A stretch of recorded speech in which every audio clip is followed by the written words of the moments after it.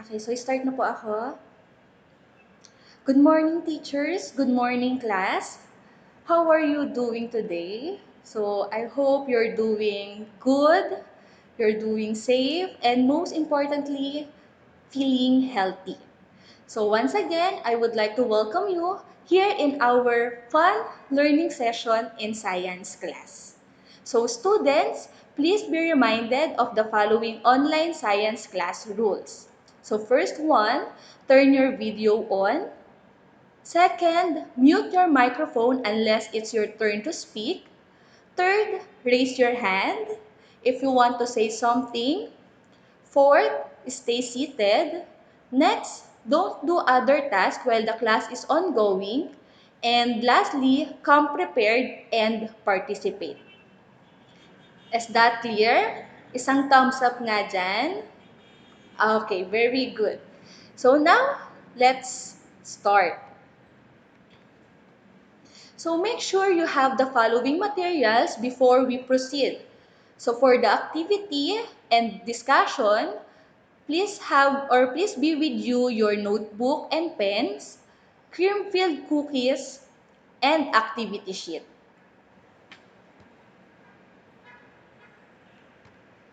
Okay.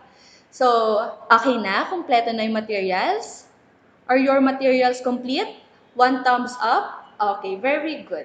So our task for today is to identify and describe the different processes that occur along the plate boundaries. And as we accomplish this task, or as we do this task, let's have cookie tectonics as our today's science lesson. So this activity is adopted from Fun with Food, Plate Tectonics, and Our National Parks by Professor Robert. So it is to give credits. Okay, so are you ready? One thumbs up. Okay. So in our previous meetings, we have learned that Earth's lithosphere is divided into different plates. And we also describe the where or the area where two plates meet, we called it plate boundary. We also introduced that these tectonic plates are moving constantly in different directions. Thus, in relation to that, we have to come up with the three types of plate boundaries. So, the next slide or this slide is showing to you the different types of plate boundaries. We have divergent, convergent, and transform fault. Okay, so how can we describe the movement along divergent plate boundaries? Anyone? Yes, Wellard.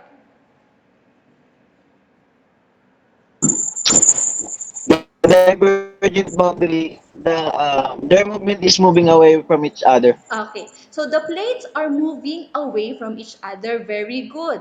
How about convergent plate boundary? What can you observe? Yes, Akraman.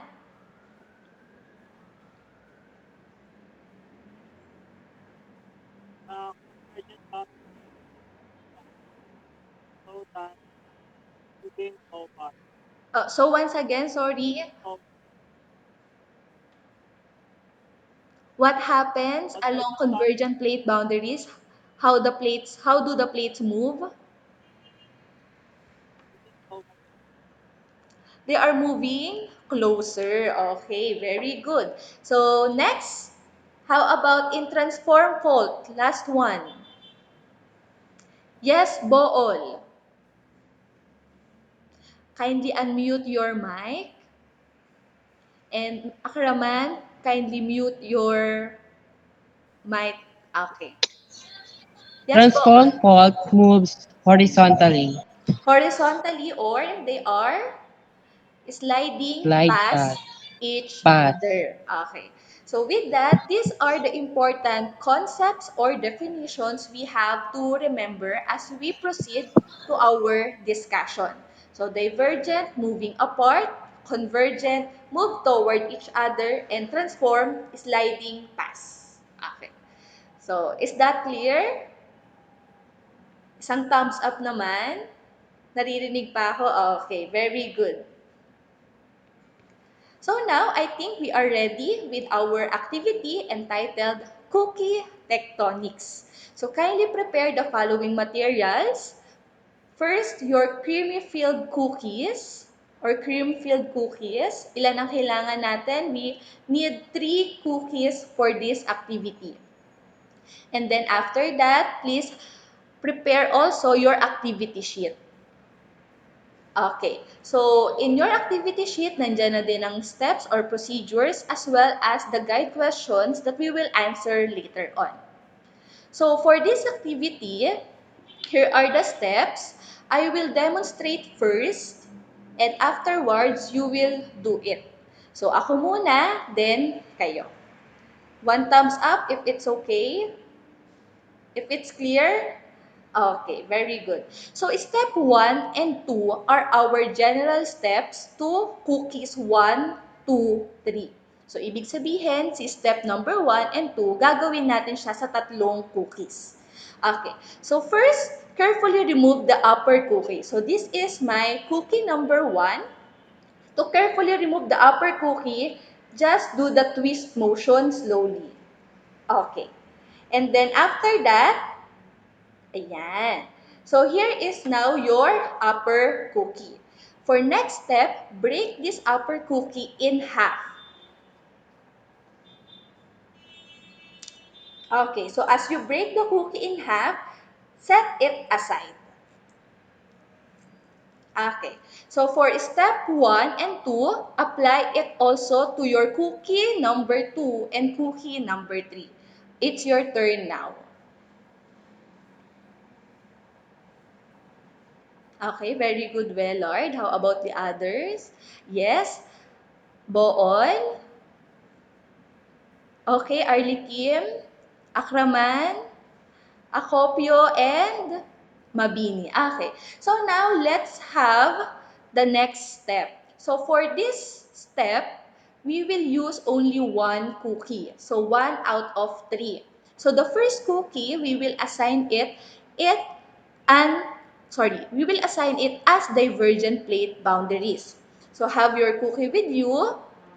Okay, so I will show you first.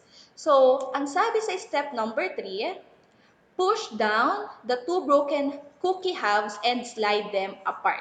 So, ma'am, paano po yun? So, this one, I will focus the camera on the cookie.